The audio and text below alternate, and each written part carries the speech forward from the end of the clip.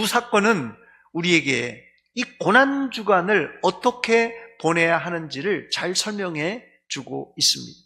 첫 번째, 먼저 왜 예수님은 성전을 청결하게 하셨습니까? 예루살렘에 올라가신 예수님의 관심은 오로지 성전에 있었습니다. 왜냐하면 성전은 하나님의 집이요, 하나님 임재의 상징입니다. 어떤 의미에서는 성전은 하나님의 집인 동시에 예수님의 집이에요. 그런데 현재 성전의 형편은 어떻습니까? 흉물스럽게 완전히 돗대기 시장이 되고 말았습니다. 한마디로 난장판입니다. 성전 안에 양과 소와 염소를 파는 상인들, 돈 바꿔 주는 사람들, 비둘기 파는 사람들로 복작복작했어요. 그래서 예수님은 참을 수가 없었습니다.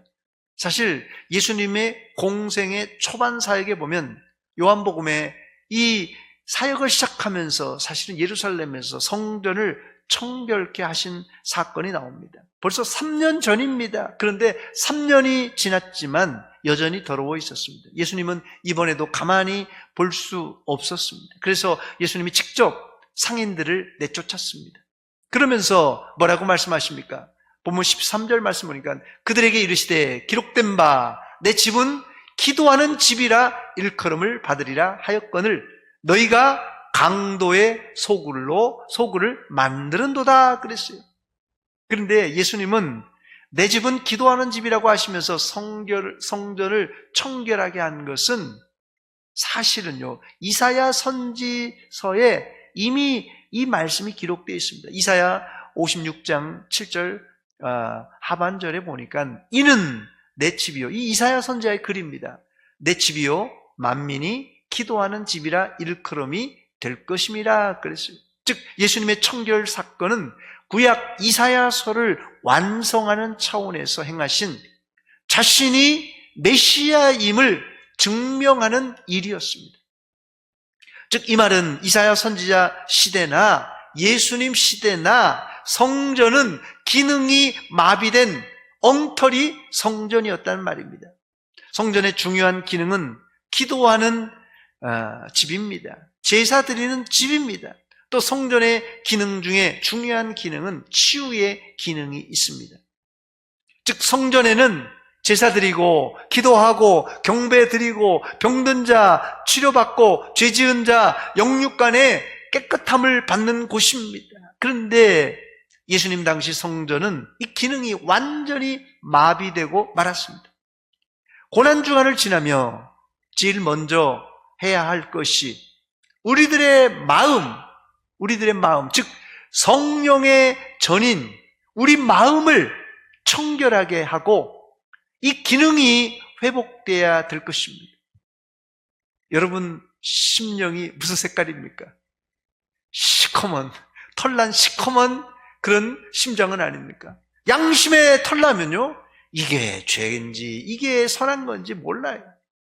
우리 마음이 이게 기능이, 양심의 기능이 하나님의 말씀으로 살려고 하는 그런 기능이 마비돼 버리면요, 이게 예수 믿는 사람인지 안 믿는 사람인지 구분이 안 갑니다. 그러므로 우리가 다른 것 못하더라도 이 고난주간에 예수님께서 성전을 청결하게 하신 이 사건을 보면서 성령의 전인 우리 마음을 청결하게 하고 이 기능이 회복되어야 됩니다. 이번 특세를 통하여서 여러분 마음속에 기도하려고 하는 마음, 찬양하려고 하는 마음, 이게 회복되어야 됩니다. 그래야지 우리 마음과 또 육신이 영육 간의 치유가 일어나는 것입니다.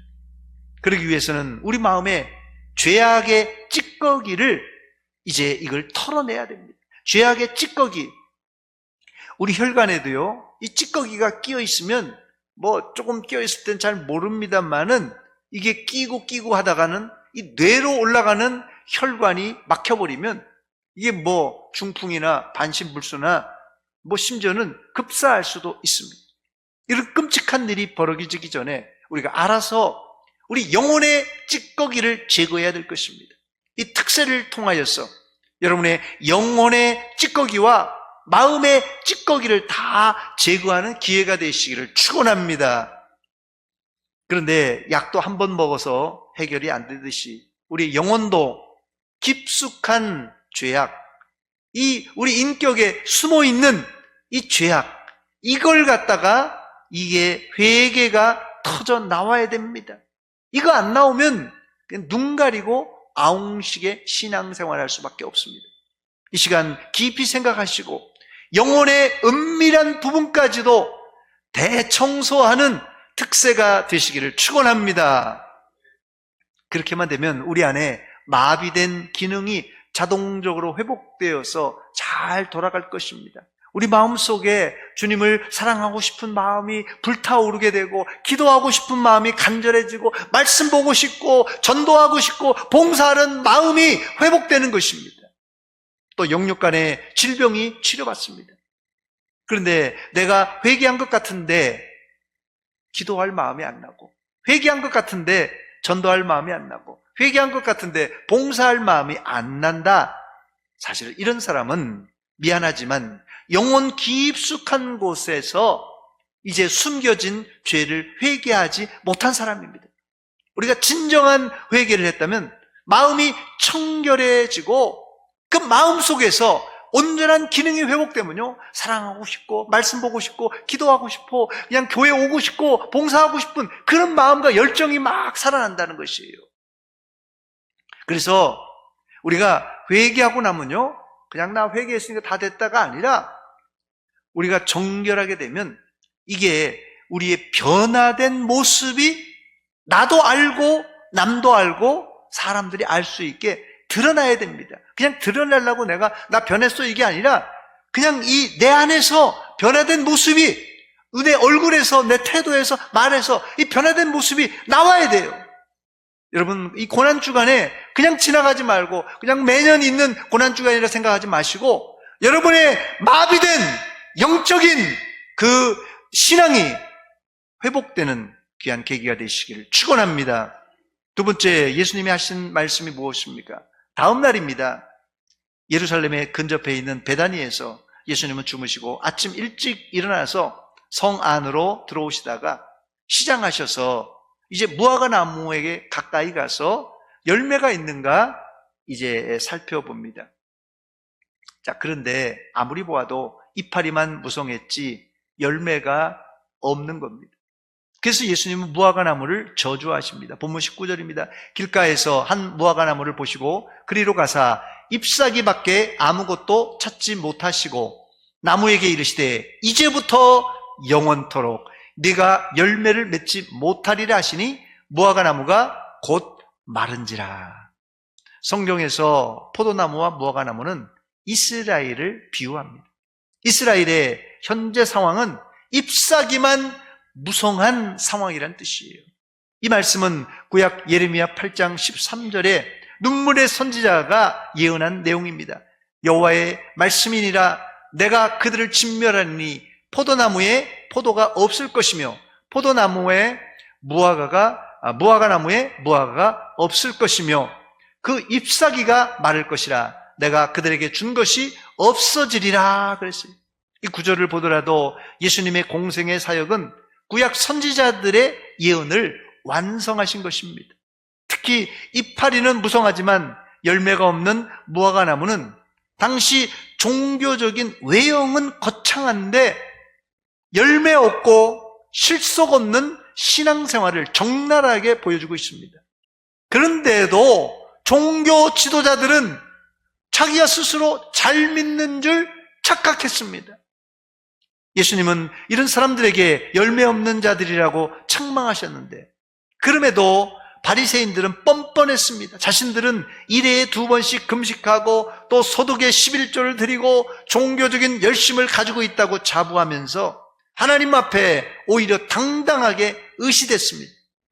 예수님은 무성한 잎을 보지 않습니다. 뭘 본다고요? 나무의 열매를 보십니다. 열매를 보십니다. 여러분의 신앙에, 여러분의 믿음에 열매 내놓으라고 그러면 주님께 뭘 내놓겠습니까? 열매는 없이 잎사귀만 무성하면서 잘났다고 떠드는 바리새인들에게 예수님은 저주를 퍼부으셨습니다. 오늘 우리의 신앙이 열매 없는 이파리가 무성한 무화과 나무는 아닌지 돌아봐야 될 때입니다. 그런데 이 사건을 통하여 주님이 제자들과 우리에게 주시는 교훈이 무엇입니까? 21절과 22절에 진짜 하고 싶은 말씀이 여기 있는데요. 21절과 22절입니다. 예수께서 대답하여 이르시되 내가 진실로 너희에게 이르노니 만일 너희가 믿음이 있고 의심하지 아니하면 이 무화과 나무에게 된 이런 일만 할 뿐 아니라 무화과 나무가 그냥 바짝 말라버렸어요. 이 산더러 들려 바다에 던져지리라 하여도 될 것이요 너희가 기도할 때 무엇이든지 믿고 구하는 것은 다 받으리라. 할렐루야. 이 두 구절을 요약하면 의심하지 않고 믿고 기도하면 응답받는다는 약속입니다.